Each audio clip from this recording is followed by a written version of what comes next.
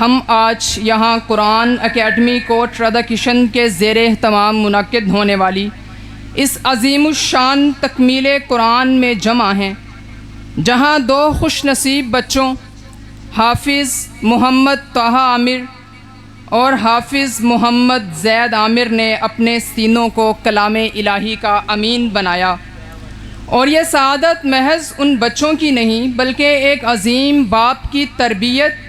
محنت اور دعاؤں کا ثمر بھی ہے۔ محترم پروفیسر ڈاکٹر حافظ عامر رشید صاحب، جو ایک باوقار علمی شخصیت، ایک ذمہ دار استاد اور بطور کالج پروفیسر نوجوان نسل کی فکری اور علمی تربیت میں مصروف عمل ہیں۔ بلا تاخیر میں ایک ایسی شخصیت کو دعوت خطاب دیتا ہوں جن کا اوڑھنا بچھونا علم و تحقیق ہے اور جو اصلاح معاشرہ کے لیے کوشاں ہیں۔ میری مراد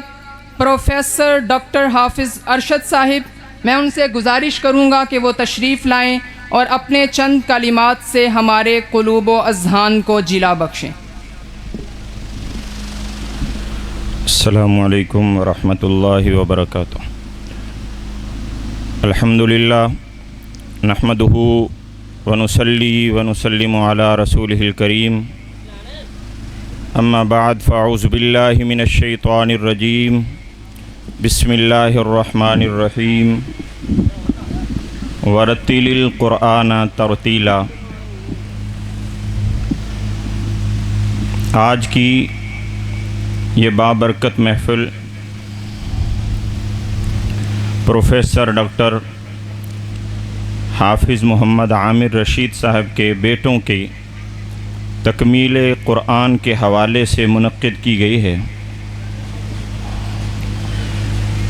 قرآن کی عظمت، فضیلت، شان، یہ تو ہمارے معزز مہمان جو تشریف لائے ہیں پروفیسر ڈاکٹر مطیع اللہ باجوہ صاحب، آپ ان کی زبان سے سماعت کریں گے۔ میں تو اس محفل کی برکات کو حاصل کرنے کے لیے یہاں شامل ہوا ہوں، اور میں قرآن مجید کی خدمت کرنے والے، قرآن مجید کے ساتھ تعلق جوڑنے والے اور اس بابرکت کام کا آغاز کرنے والے سب کو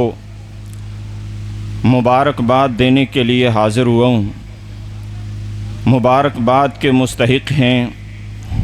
محترم قاری محمد قاسم صاحب، جن کی محنتوں سے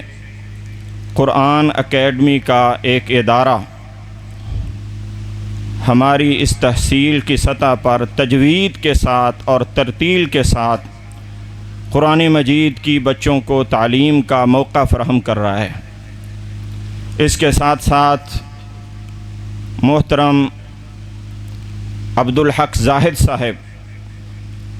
جو اس ادارے کے ڈائریکٹر ہیں اور اپنی تمام توانائیاں اور کوششیں اس ادارے کے لیے ان کی حاضر ہیں، اور اسی طریقے سے پروفیسر عامر صاحب، جو صبح و شام یہاں پر وقت دیتے ہیں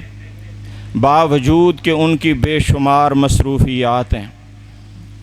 اور اس کے ساتھ ساتھ حافظ محمد مدثر صاحب اور دیگر افراد جن سے میں واقف نہیں ہوں،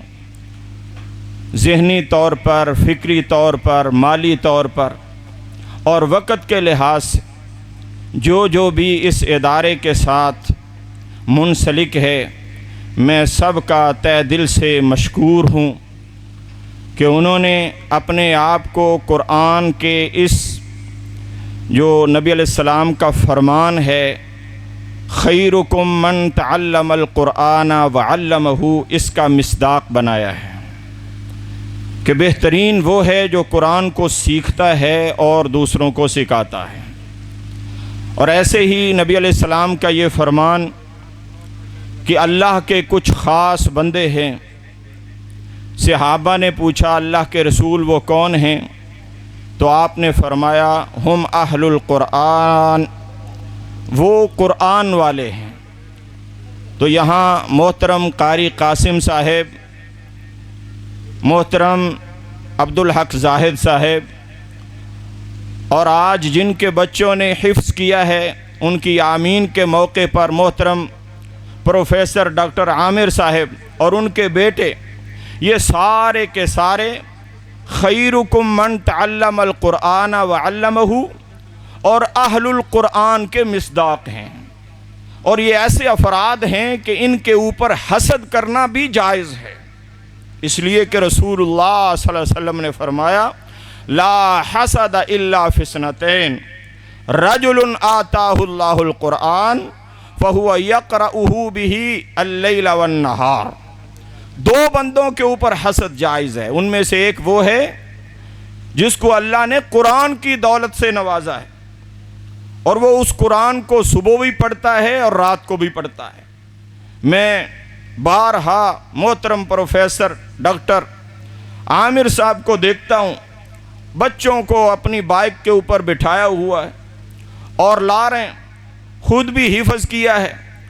اور اس عمر میں حفظ کیا ہے جس عمر میں حفظ کرنا ناممکن ہے،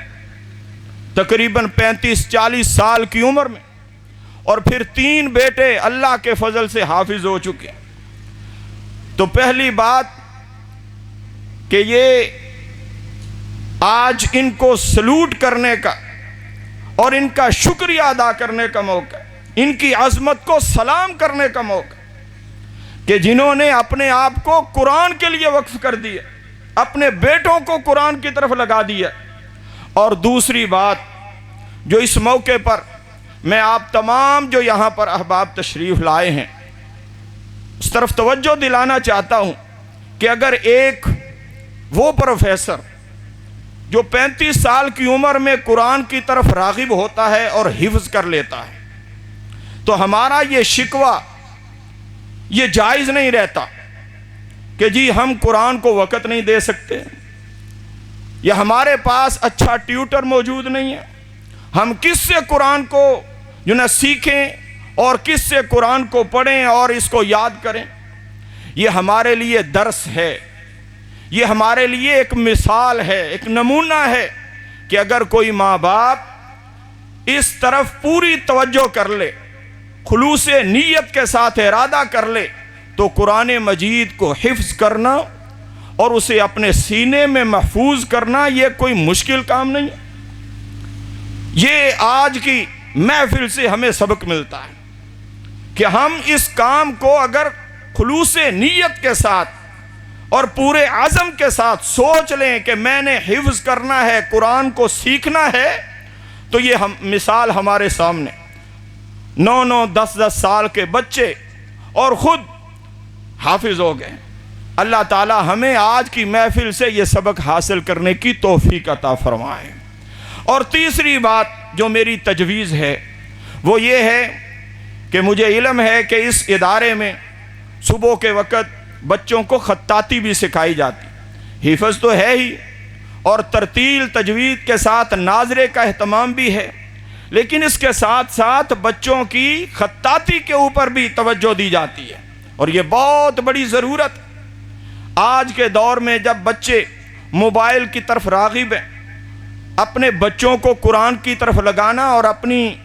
ہاتھ کے ساتھ لکھی جانے والی تحریر کو بہتر انداز میں لکھنا، یہ اس ادارے کا بہت بڑا کارنامہ ہے۔ میں ان چیزوں کے ساتھ ایک اور چیز کو بطور تجویز پیش کرنا چاہتا ہوں، اور وہ تجویز یہ ہے کہ جہاں پر آپ ناظرے کا اہتمام کر رہے ہیں، حفظ کا اہتمام کر رہے ہیں، اور اس کے ساتھ ساتھ بچوں کو خطاطی کی طرف جو ہے نا وہ لے کے آ رہے ہیں، وہاں پر قرآن مجید کی تفہیم اور ترجمے کی طرف بھی کوئی جو ہے نا وہ توجہ دی جائے، اور کوئی اچھا سا استاد وہ اس کے لیے ہائر کیا جائے، اور اس کے لیے باقاعدہ طور پر ایک اس شہر کے معززین کی اور شرفاء کی کمیٹی بنائی جائے، تاکہ صرف قرآن کے الفاظ کو سینے میں محفوظ نہ کیا جائے بلکہ ان کی تفہیم، ان کی تشریح اور ان کے ترجمے کی طرف بھی جو ہے نا توجہ دی جا سکے۔ میں انہی باتوں کے ساتھ اپنی گفتگو کو ختم کرتا ہوں۔ اللہ تعالیٰ سے دعا ہے اللہ تعالیٰ جو سنا ہے سنایا ہے عمل کی توفیق عطا فرمائے۔ والسلام۔